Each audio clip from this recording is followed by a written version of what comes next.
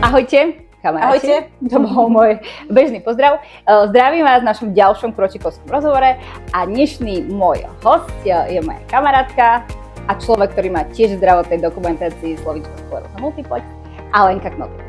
Ahojte. My dve veľmi veľa sa rozprávame o SMK, o alternatívach, o rôznych technikách, čo nám pomôžu na to, aby sme sa cítili lepšie. Takže mi prišlo fajn takéto naše zákulisé dobré rady a informácie posunúť aj vám. Tak, aby sme sa vrátili do histórie, Alenke do dneska veľmi veľa ľudí píše na sociálne siete a na maily kvôli tomu, lebo bola prvá Slovenka, ktorá podstúpila transplantáciu vlastných kmeňových buniek v Čechách, v Ostrave. Podstúpila si ju nedávno. Koľko je už tomu? 2,5 roka to bude. V decembri. Už som tak dlho potom. Ja to rátam, že to je veľmi dlho, lebo už si ani... Keď sa ma niekto pýta, aké to bolo, čo to bolo, ako to prebiehalo, už môj život je niekde inde.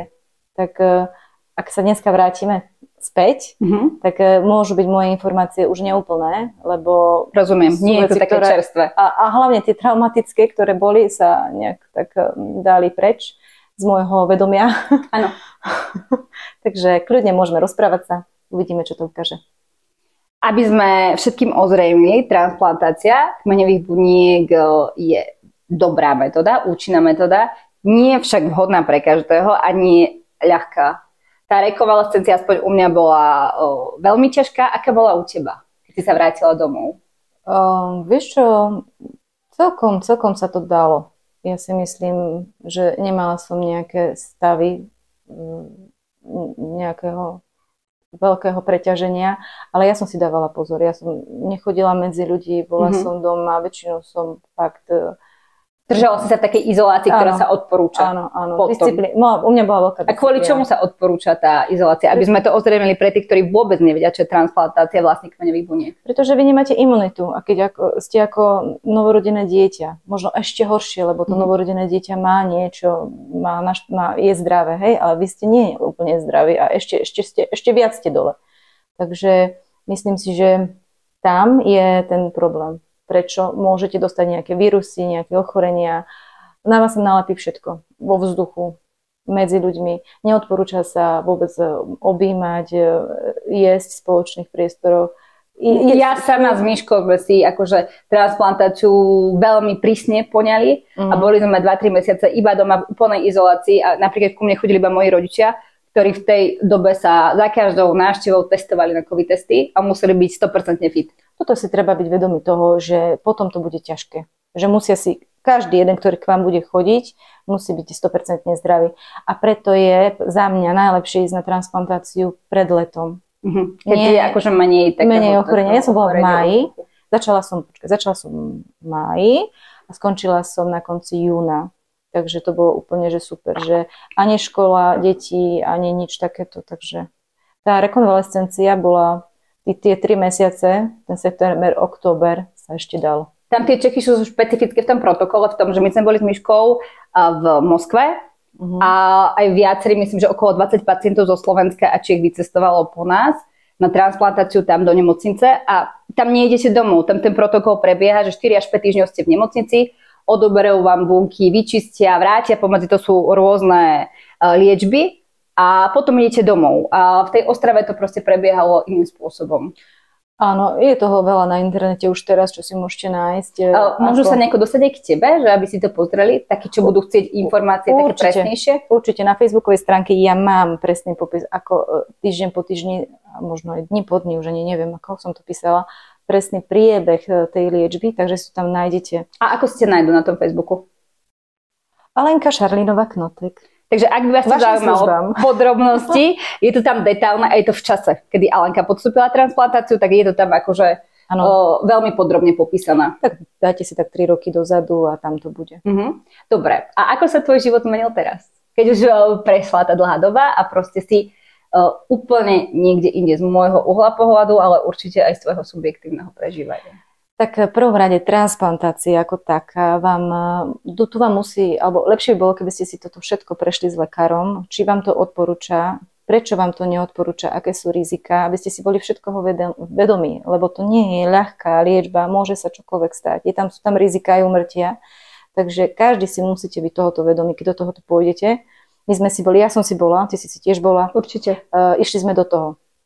A je dobre nevynechávať doktorov, vašich neurologov z tohoto, pretože ja mám skúsenosť s mojim neurologom, že táto komunikácia prebiehala veľmi dobre. Máme toho istého neurologa za Lenkou a obidve sme to riešili aj spolu s ním. Nešli sme individuálne, keď to tak mohlo vyzerať. Áno, a z jeho strany bola veľká ochota pomôcť nám a aj potom, že preto by som tie vzťahy nejako nerušila, že ja chcem ísť a neviem čo. Ja by som tak ako mieru milovnou metodou išla na to, ako. Hej, a ja nemám nejaký zlý pocit, že som niečo zle spravila v tomto smere. Urobila som najlepšie, ako som cítila a vedela pre seba.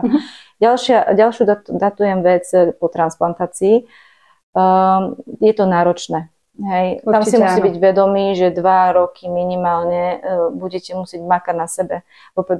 Táto liečba vám dá nadýchnuť.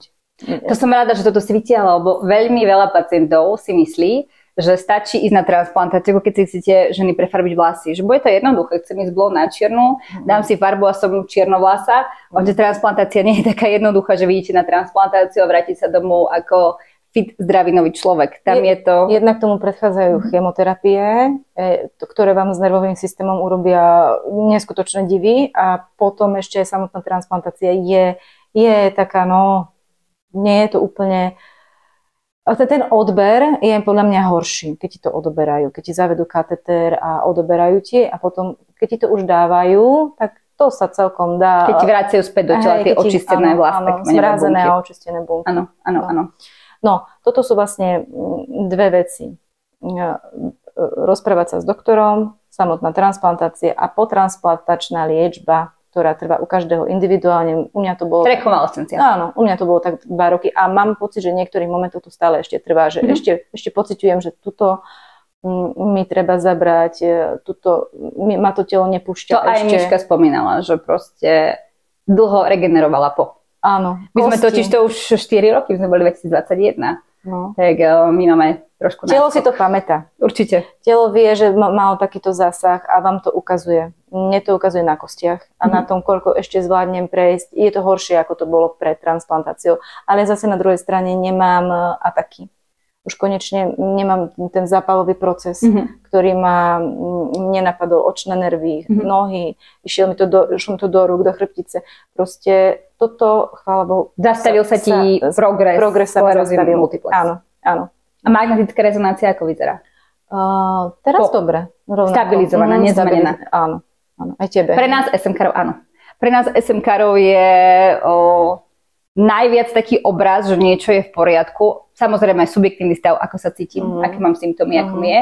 Ale druhý taký potvrdzujúci z lekárskeho prostredia je magnetická rezonancia, ktorá sa robí raz za rok a potvrdzuje, či je všetko v rovnakom nezmenenom stave. Ja, ak mám napísané na magnetické rezonancii, že nezmenený stav, tak ja vždy vyjrknú slzy šťastia, alebo si poviem, ďakujem, Pane Bože, že je to stále nezmenené a nie je tam nič nové. Mohlo by byť, že by niečo možno ubudlo, čo sa niekomu aj stalo, možno nejakými terapiami a zdravým životným štýlom, ale pokiaľ nič nové nepribudne, je to proste skvelá správa. Tam ide o to, aby sa človek cítil aj klinicky dobre, teda ako sa cítim teraz ja, hej, v tomto momente, ako sa cítim. Toto je dôležité, že pracovať na tom.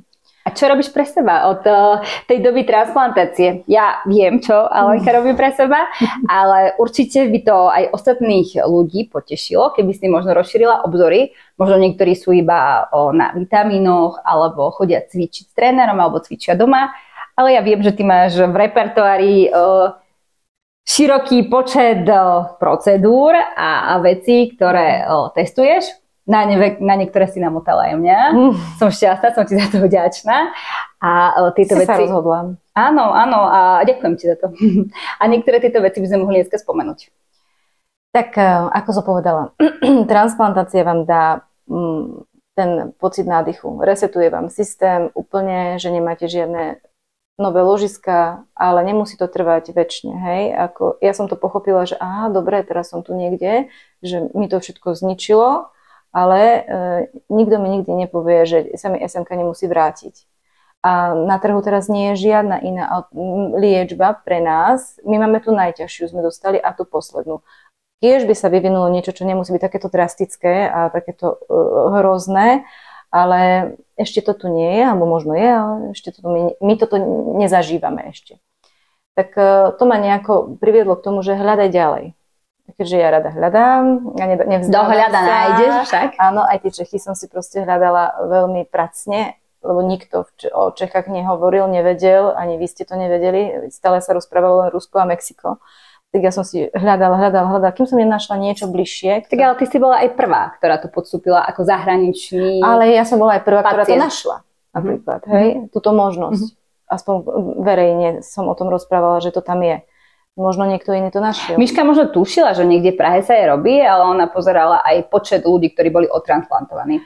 Ona chcela ísť niekde, kde to už robia dlhšie, a pozerala aj vzorku počet ľudí, ktorí to podstúpili. Praha to ale posúva do Ostravy. Čo ja mám informáciu, keď som rozprávala sa s Prahou o tom, tak to posúvala do Ostravy. Lebo tam je centrum pre celé Čechy. Ostrava Poruba. Takže tam.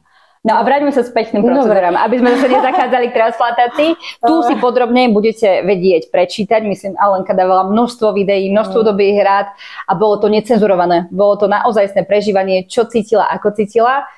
Za čo ti ďakujeme všetci, že to bolo takto. Prosím. A ako sa teraz zmenil tvoj život a čo všetko podstupuješ možno každý deň, možno niekoľkokrát do týždňa, aby si sa cítila proste dobre? No, tak mne pomáha hyperbarická komora. To je ponor pod 10 metrov pod Kyslíková? Vodou. Kyslíková, áno. Kyslík samotný mi pomáha. Ty tu máš aj pozadí kyslíkový 300. Áno, tuto niekde, asi ho nie je vidno. Kyslík. Ja mám doma kyslík. Potom začala som používať čínske huby. Tradičnú čínsku medicínu. Áno, aj s tou som začala aj tesne po transplantácii. Aj pred som sa vlastne pripravovala. Na to si ma namotala aj mňa, na tradičnú čínsku medicínu. A kompútra je super.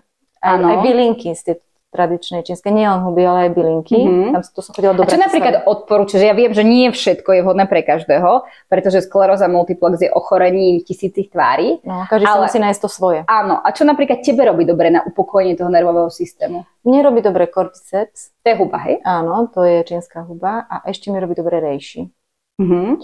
Ale, a počkaj, čo ešte nám tam, čo tam mám také? Acerola je podporná, áno, tuším. Acerola je ako vitamín C. To musíte užívať s hubami, by ste to mali, lebo huby... Akýkoľvek vitamín C? Či to musí byť práve tá acerola? Môžeš to C-čko, ale malo by byť vyššie dávkou. Nemôžeš také nejaké menšie. Tie 250-ky sú nič pri tej spotrebe tých hrybov, hej, ktoré ju ťahajú, oni C-čko ťahajú. No a kraniosakrálna terapia. To je čo, Alenka, tá kraniosakrálna terapia? To je vyrovnávanie mozgomiešneho moku na ľavej a pravej hemisfére. Ako sa to vykonáva? Vieš nám povedať? Ty vieš? Ja viem. Ja tiež chodím na kraniosakrálne terapie. Vďaka tebe chodím kraniosakrálnej terapie. Chodím vďaka tebe ku Katke. Pozdravujeme Katku, s ktorou by som tiež niekedy rada urobila rozhovor, ak ju na to presvedčím. A kraniosakrálna terapia je za mňa zázračná terapia. Aj za mňa. Na upokojení nervový systém. Znie to tak akože veľmi náročne, kraniosakrálne, ťažké slova. Tam ležíte a ona je to relaxačná technika. Áno, pre pacienta. Áno, jemnými metodami, jemnými pohybmi rúk nahmatá ten mozgomiešný puls a vyrovnáva ho, aby bola ľavá a pravá hemisféra v rovnováhe, rovnaká. Aby sa tela vlastne tie bloky všetky odblokovali. Keď človek niekde nejaké bloky má. Áno, aspoň podľa toho, čo mi... Tak laicky vysvetlené možno. Určite si nájdete vy, keď budete chcieť aby ste nemuseli hľadať odborné na Wikipedii, tak z užívateľského, lebo stále mi dávame také rady ako dve pacientky, ktoré žijú s SMK nespočetné množstvo rokov. Ja tuším už 15. Ja už 10. Ty sa mi tiež tak približuješ. Takže sú to všetko iba naše rady. Naše rady, čo za tie roky sme vyskúšali a čo nám pomohlo. My nemáme patent na to, ako riešiť niekoho iného SMky. My si hľadáme, ako riešiť našu vlastnú a tým vám vlastne posúvame niečo, čo si môžete zobrať, nemusíte. Vy môžete mať svoju cestu. Informácie proste. Áno. ktoré sú z môjho uhla pohľadu veľmi cenné. Aj z môjho, lebo keď sme to my hľadali, tak je toho milión. A... Pred tými 15 rokmi, Alenka, toho bolo žalobne málo, čo by mi mohlo pomôcť. No. Všade boli skôr také články, ktoré ma strašili. No a ty si mi aj ten život bude ohromne náročný a veľmi ťažký. Nehovorím, že je jednoduchý, ale dá sa s tým proste, ak chceš a nastavíš sa, pekne žiť. Ty si mi v nemocnici, my sme spolu ešte ležali v nemocnici, tam sme sa spoznali. Tam sme sa spoznali, áno. Tak ty si mi povedala, že len nečítaj žiadne články, lebo všade je len, že budeš na vozíku. Áno. A ja, že to fakt, ale niečo si musím nájsť o tom. A ja nie, v tej dobe nie. Normálne si pamätám ten pocit toho takého, neviem, strašného tu v hrudi, keď som sa pozerala na tie články a bolo to len o vozíku a o úmrtí a že skončíme tak, že nám pľúca odídu a umrú. Dobre som ti radila však, že nečítaj to. Hej, dobre si mi radila odtedy, ale ja som to, vieš, išla som si svojou cestou. Lebo som chcela to ako keby, nemôže to byť také strašné, ako mi to rozprávaš ty. Ako bola iná doba, bolo to dosť veľa rokov dozadu a nebola ani medicína tam, kde je teraz. Chvála Bohu za nebola ani alternatíva tam, kde je teraz. Teraz je veľké množstvo liekov, ktoré sa proste stále vyvíjajú na sklerózu multiplex, vďaka Bohu. My sme boli takí tí štarteri a testovači, takých dosť liekov, ktoré mali veľa nežiaducich účinkov. A teraz proste už si pacient môže vybrať. Už aj neurolog mu vie odporučiť iné veci. Proste, chvála Bohu, je tá doba inde. Počuj, bolo by vhodné povedať aj to, že obidve sme prešli liečbami. Veľa, kvantom. Liečbami. Nešli sme na transplantáciu hneď, že proste existuje transplantácia. Išli sme proste tou cestou, ako nám povedali lekári, ako brali sme ich úplne, že áno, je to tak. Ale každá tá liečba nám nesedela. Buď boli nové ataky, alebo liečba mala také nežiaduce účinky, že nám spôsobovala, mne osobne, mne aj psychózu jedna spôsobovala totálnu, no nebudeme konkretizovať ktoré, ale proste sú lieky, ktoré majú veľa nežiaducich účinkov a nemusíte to dať. A nemusí sa to dať. Ale zase niekto môže povedať, že to, čo tebe robilo zle, ja som úplne na tom v pohode. Preto si treba všímať seba, sledovať si seba. A nie dávať, že aha, jej to robilo zle a teraz to bude robiť zle. Nie, nemusí to tak byť. Vôbec nie. Áno. Ako sme každý úplne iný. Dokážete fungovať aj na klasickej liečbe, ktorá je len... Niekto krásne na nej funguje. Doteraz mu je veľmi dobré. Áno. A niekto proste ako ja, alebo ty a taký nálezy proste zle.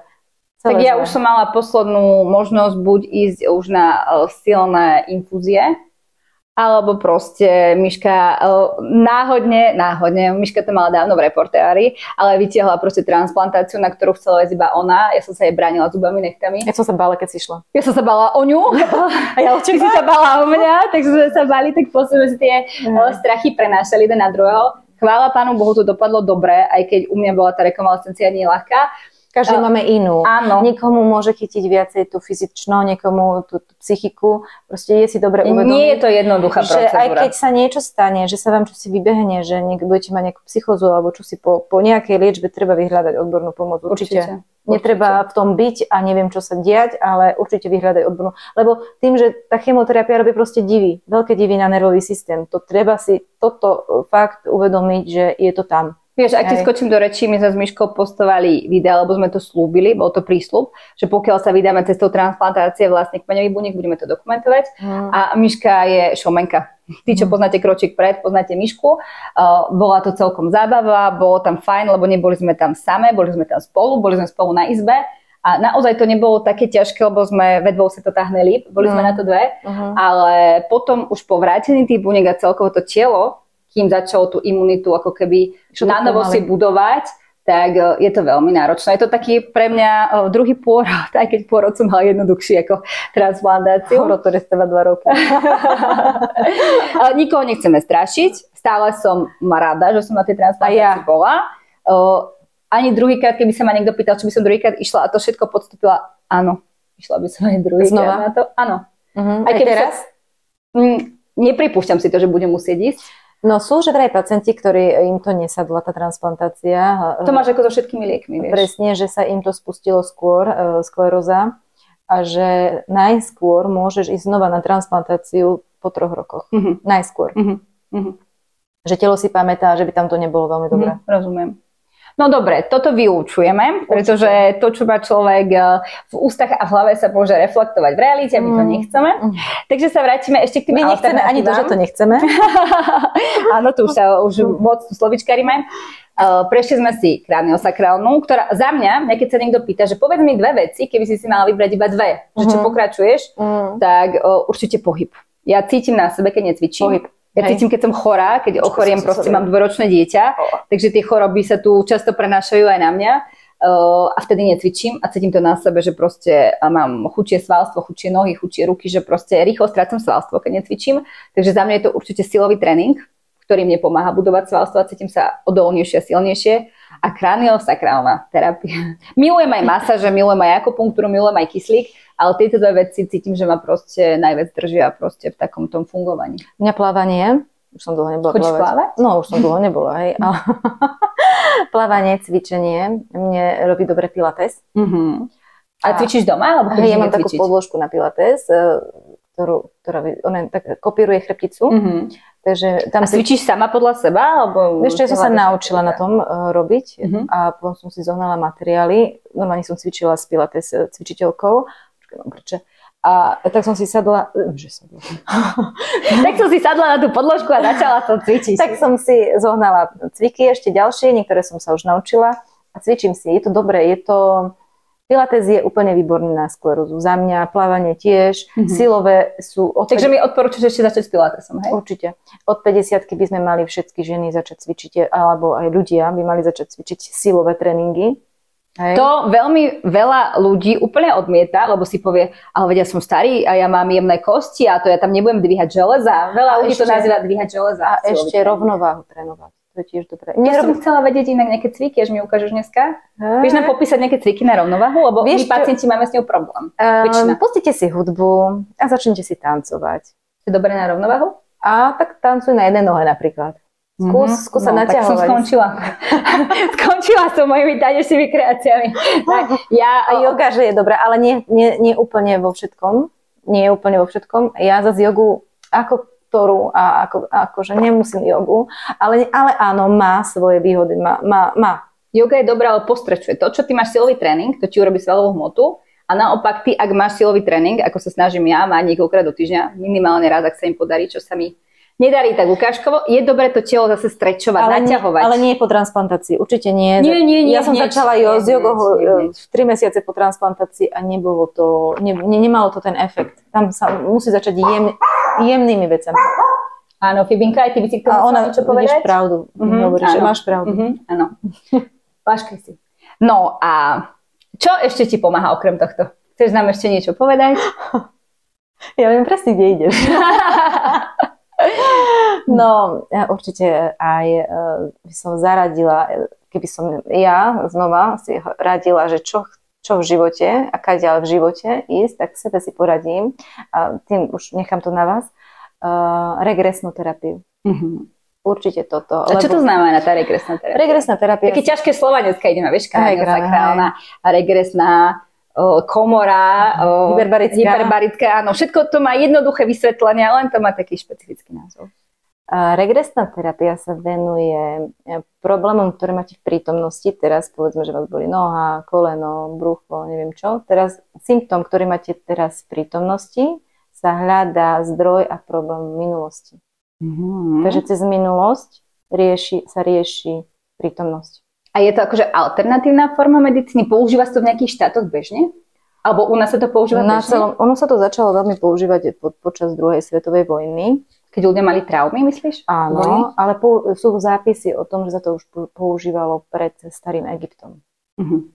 A nejaké štáty s tým aj fungujú? Nevieš, či to... Lebo napríklad kraniosakrálna terapia sa bežne v niektorých štátoch ako ku klasickej medicíne prikladá. Napríklad po operácii alebo po nejakých traumatizujúcich zážitkoch. Či je normálne, že certifikovaná takto? Áno. Ešte sa nedala certifikovať. Je tu tá možnosť, že by sa mohla dať, ale ešte sa nikto na to nepodujal. A to neznamená, že to znižuje jej hodnotu. To znamená len to, že keď to vyskúšate, poviete si áno, nie. A vieš nám povedať nejaký tvoj osobný stret s terapiou? Či si sama ňou prešla alebo neprešla a či ti to pomohlo? Nemusíme zachádzať do detailov, určite nie. No, osobný stret mám s terapiou, že mi bola robená terapia a aj ja som sa naučila robiť tú terapiu. Takže tam a cítiš nejakú zmenu pred a po?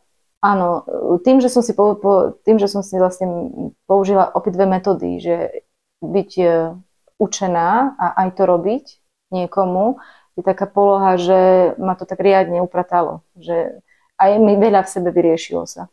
Po psychickej stránke, aj po fyzickej, áno. Napríklad aj nejaké veci z SMK sa mohli upraviť. Môže sa riešiť aj skleróza. Keď to riešime sklerózu. Aj cukrovka, všetko sa môže riešiť. Takže keby som napríklad aj riešila, že mám slabšiu ľavú nohu a pôjdem s tým za niekým, kto robí regresnú terapiu, vedel by mi napríklad s tým pomôcť? Že sa zameráme na príčinu, že ako dlho to môže byť a čo napríklad to mohlo viesť, aby som ja vôbec ochorela? Hlavne, kde to cítiš na tele? Bude moja otázka na teba. Kde to cítiš na tele a ako? A keď zistíme, kde to cítim, tak dá sa s tým pracovať? Áno, dá. Super. Všetko sa dá. Toto celé je pokus a omyl. Celý život je pokus a omyl. Z môjho uhla pohľadu.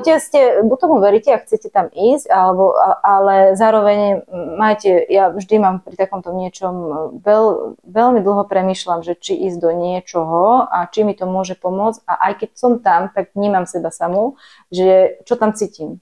To je moja vec, že či mi to naozaj robí dobre. Lebo my máme taký svoj seberadar, ktorý nám hovorí a toto áno, toto nie. Celkovo to si dobre vytiahla podľa mňa. Keď niečomu veríš, tak proste mal by si tou cestou ísť. Tak. Ja tiež, keby som neverila tej transplantácii, tak proste tou cestou neidem, aj keď moje nalaďovanie bolo dlhšie. Verím kyslíkovej komore, verím kyslíku, preto ho mám doma a kyslíkujem. Verím, že cvičenie pomáha a preto cvičím. Takže vy, keď už máte dôveru v niečo, tak tým pádom proste dáš do toho nejakú tvoju silu, že to asi bude aj fungovať. Áno, lebo keď je, toto mi nepomôže. Keď dopredu niečo odpíšem. Tak asi možno by to aj pomohlo viac, ale týmto si to negujete. To je tá sila mysle.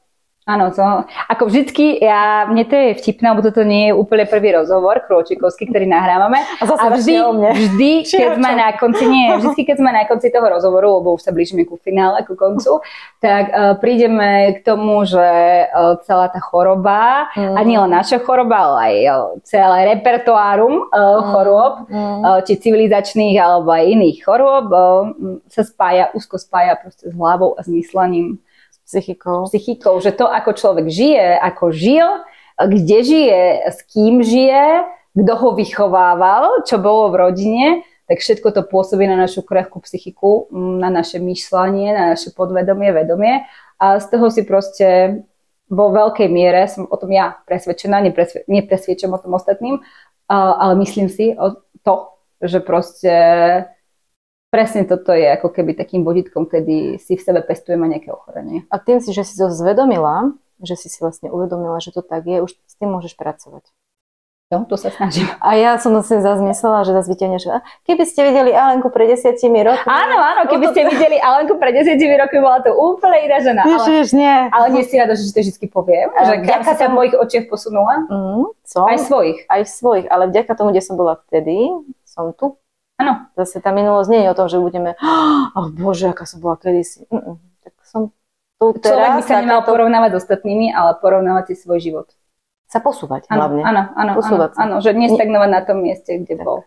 Tak. No a keď už sme sa všetko tak prešli v skrátke a rýchlo, chcela by som ešte poslednú otázku od teba, aby si posunula nejakú proste radu, ktorú by si dala sama sebe, ako SMK-rovi začiatočníkovi, ako my dve sme sa stretli na neurológii, že čo teraz po tých rokoch vieš, že by to tým ľuďom, veľa ľudí, ktorí nás možno pozerajú, majú krátko sklerózu multiplex diagnostikovanú, alebo nevedia, čo to ešte je. Možno tiež majú ten stres v očiach, aké sme mali aj my dve, keď sme to zistili.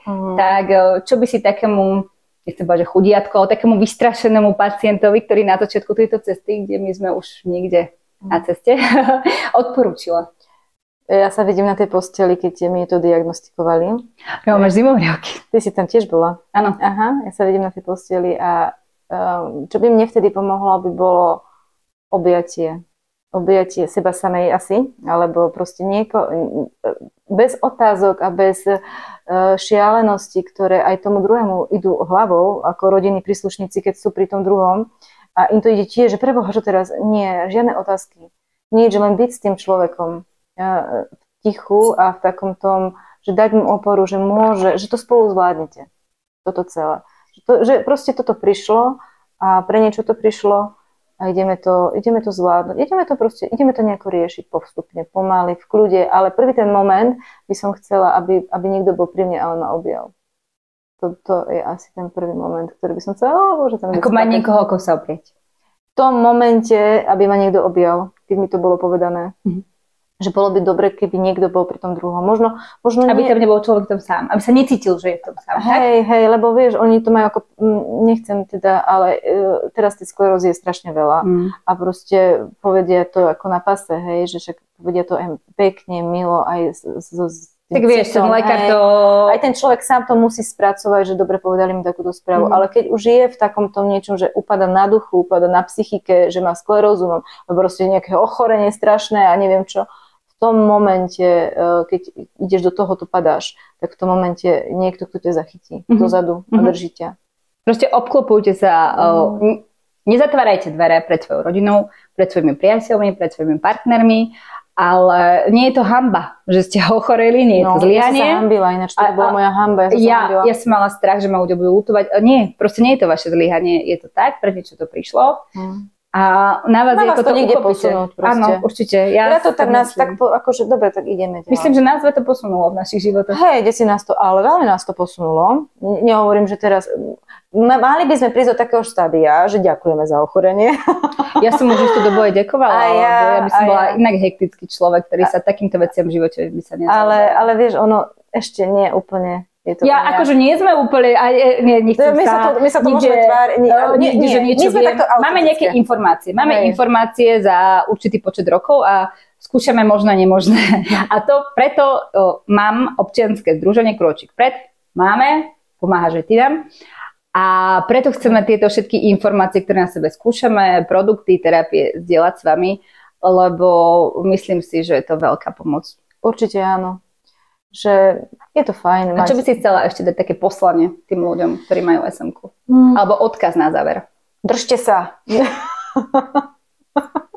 To je môj otec hovoril na základnej škole. Zuzka, drž sa aspoň lavice, keď už nič iné. Ja hovorím, dobre, tak sa držte lavice. Nie je to také strašné, ako to vyzerá na začiatku. Nechceme to zjednodušovať. Treba to nechať to trošku rozložiť, lebo tá hustota je strašná na tom začiatku. Treba to nechať tak rozložiť, že nejako sa to upokojí, tá hladina.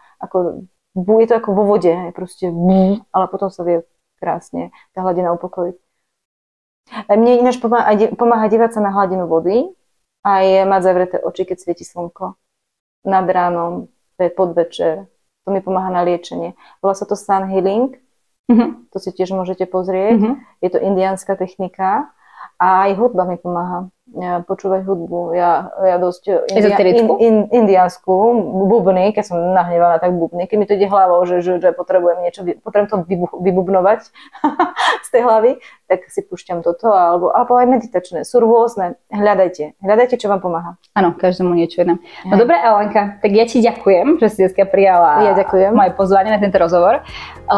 Bol veľmi pekný, bolo tam toho veľmi veľa tých informácií. Verím, že ten, kto si nás pustí a vydrží s nami až do konca, tak bude obohatený, či už cestou transplantácie, alebo alternatívy, alebo tým, čím my dve prechádzame a momentálne žijeme. A verím, že keď zase sa niekde posunieme inde, že príjmeš moje ďalšie pozvanie a takýto rozhovor si niekedy v budúcnosti spolu zopakujeme.